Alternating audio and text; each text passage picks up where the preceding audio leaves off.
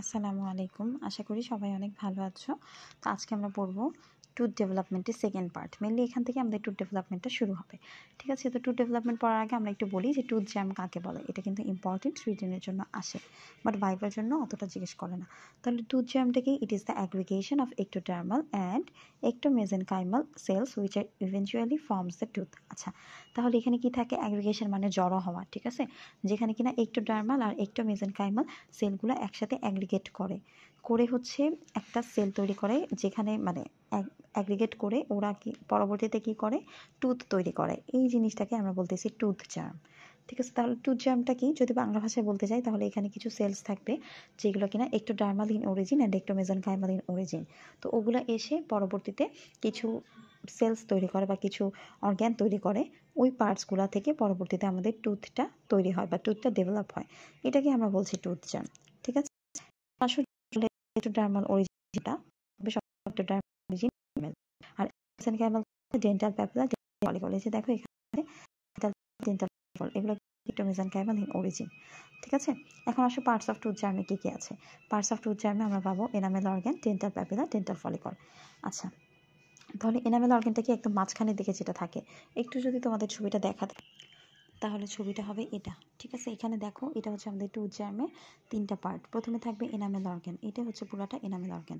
ওটা নিচের দিকে থাকবে ডেন্টাল প্যাপিলা, ওটাকে সারাউন্ড করে থাকবে ডেন্টাল ফলিকল বা ডেন্টাল স্যাক। এটা ফলিকলের আরেকটা নাম হচ্ছে ডেন্টাল স্যাক। সবসময় মনে রাখবো, স্যাকটা কী করে? ওটাকে আবৃত করে রাখে। স্যাক যেমন ধরো কোনো একটা বস্তা টাইপের কিছু, তো বস্তার ভিতরে অনেক কিছু থাকে, জিনিসপত্র থাকে, বস্তাটা একটা কাভারিং হিসেবে থাকবে। ঠিক সেরকমভাবে ফলিকলটাও একটা কাভারিং হিসেবে থাকবে। তো প্রথমে থাকবে এনামেল অর্গান, তার নিচের দিকে থাকবে একটা অ্যাগ্রিগেশন, এটা হবে ডেন্টাল ফলিকল, আর তারপরটা হবে ডেন্টাল স্যাক। তোমাদেরকে কিন্তু আগেই বলেছি যে এনামেল অর্গানটা ectodermal ইন অরিজিন, আর এই দুটো হচ্ছে ectomesenchymal ইন অরিজিন। এখন আসো, এখান থেকে আমাদের পড়তে হবে এনামেল অর্গানটা কাকে বলে। ঠিক আছে?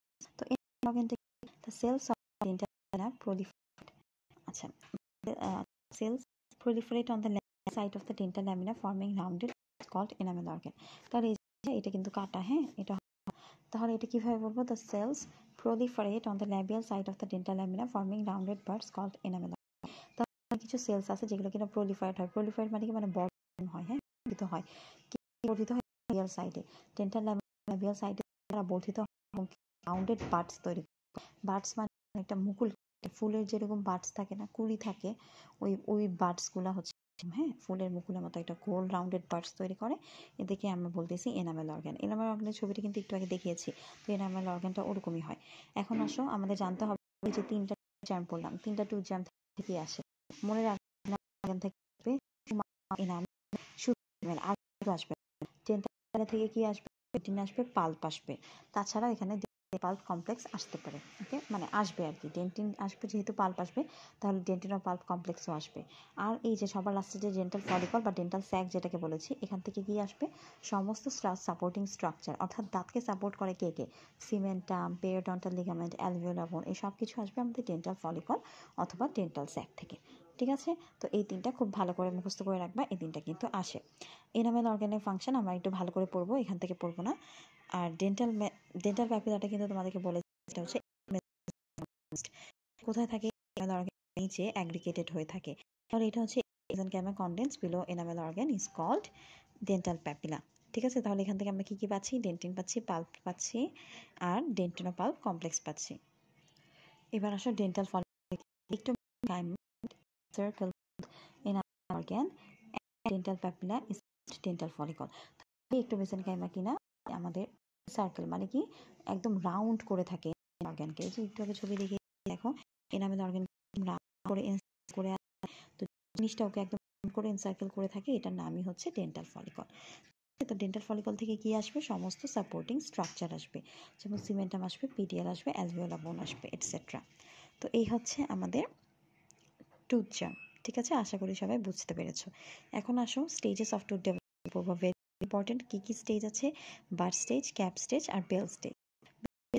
ভাগে ভাগ করেছি, একটা আর্লি বেল স্টেজ, একটা লেট বেল স্টেজ। এখানে কিছু স্পেলিং আছে, তোমরা ঠিক করে নিও। এবার আসো এই যে বার্ড স্টেজ, হ্যাঁ, এখানে থাকবে the epithelium of dental lamina is separated from the underlying mesenchyme by a basement membrane। তো বার্ড স্টেজের মধ্যে দেখা যায় এখানে যে লামিনাটা থাকে সেটা ওদের যে মেসেঞ্জাইম থাকে ওটা এর মাধ্যমে বেসমেন্ট মেমব্রেনের মাধ্যমে। ঠিক আছে, এখানে একটু বলে যে বার্ড কিন্তু সবচেয়ে ইম্পর্টেন্ট, কখনোই আসে না, রেয়ার কেসে আসতে পারে, তো যাতে আসলে তোমরা পারো এই জন্য একটু পড়তে পারো।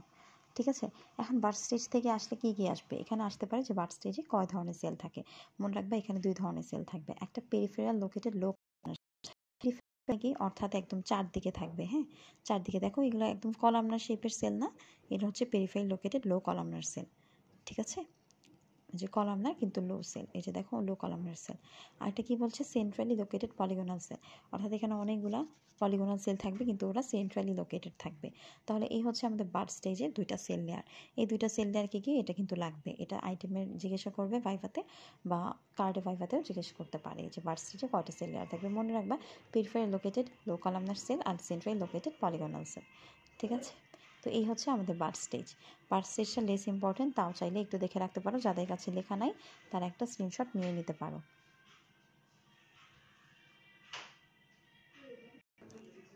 এরপরে আসো ক্যাপ স্টেজ। ঠিক আছে, তো ক্যাপ স্টেজে এটার আরেকটা নাম হচ্ছে স্টেজ অফ প্রলিফারেশন, অর্থাৎ এটা কিন্তু প্রলিফারেট করে আস্তে আস্তে, মানে বর্ধন হয়ে ক্যাপ স্টেজ তৈরি করে। হ্যাঁ, তো এখানে কি বলে, tooth bud continue proliferate does not expand large, যখন নাকি টুথবার প্রলিফারেট শুরু করে, আস্তে বর্ধন হওয়া শুরু করে, কিন্তু কোনো ইউনিফর্ম ভাবে না, এটা যে এমন না যে চারদিকে সবে, এটা উঁচা নিচে একটা ক্যাপে করে পারে, ক্যাপ তো একটা মতো করে। তো বলে this unequal growth in different parts of the tooth bud leads to cap stage, which is characterized by shallow invagination of the deep surface of the bud. অর্থাৎ একটু ছবি দেখে বোঝাই, এই যে দেখো এটা প্রলিফারেট হতে হতে হতে হতে দেখা যায় যে এই জায়গাটা একটু গর্ত হয়ে যায়। হ্যাঁ, এই জায়গাটা একটু গর্ত হয়ে যায়, একটা শ্যালো ইনভাজিনেশন হয়ে যায় ডিপ সারফেস অফ দ্য বাডে। অ্যান্ড হচ্ছে এরা কি করে, চারদিকে যে বাড়তেছে দেখো, এখান থেকে ওরা বাড়া শুরু করছে করে এই জায়গাটা একটু ডিপ হয়ে যায়, তো ওরা এরকম করে একটা ক্যাপের মতো ওদেরকে দেখায়। ঠিক আছে, একদম ক্যাপের মতো করে দেখায়, তো এই জন্য এটাকে বলা হয় ক্যাপ স্টেজ। ঠিক আছে, তো এটাকে আমরা বলছি ক্যাপ স্টেজ। তাইলে এখানে কী কী স্ট্রাকচার আমরা দেখতে পাবো, এখানে আমরা দেখবো আউটার এনামেল অর্গান। এই যে দেখো এটা হচ্ছে আমাদের আউটার এনামেল অর্গান, এটা চারদিকে যেটা থাকে, এই যে দেখো আউটার এনামেল এপিথেলিয়াম অথবা আউটার এনামেল অর্গান, অর্থাৎ বাহিরের দিকে যেটা থাকছে সেটা আউটার এনামেল অর্গান। এটার মতোই দেখতে ভিতরের দিকে যেটা থাকবে সেটা হবে ইনার এনামেল অর্গান। আর ভিতরের দিকে দেখো স্টার শেপের, এগুলো একটু কেমন মেশওয়ার্ক করে দেওয়া না, এগুলো তোমরা মেশওয়ার্ক করে দিবা কিন্তু স্টার শেপের দিবা। হ্যাঁ, ছবিটা আমি তোমাকে একটু পরে দেখাচ্ছি কোনটা দিবা। এটার ভিতরে কি থাকবে, স্টার শেপের কিছু স্টিলেট রেটিকুলাম থাকবে। তো এখানে আমরা 3টা জিনিস পাবো ক্যাপ স্টেজে, outer enamel epithelium, inner enamel epithelium আর স্টিলেট রেটিকুলাম। তো এই 3টা সেল লেয়ার পাবো। এখন আসো ক্যাপ স্টেজে কিছু ট্রানজিয়েন্ট স্ট্রাকচার দেখা যায়। ট্রানজিয়েন্ট স্ট্রাকচারগুলো কি, এনামেল নট, কর্ড, নিচি, ন্যাভেল, সেপ্টাম। এখন আসো ওদের কাজ কি, ওদের ফাংশন যদি এক কথায় বলি তাহলে এরা হবে যে এরা ক্রাউনের প্যাটার্ন ডিটারমাইন করে, আর এরা হচ্ছে সিগন্যালিং ইন নেচার।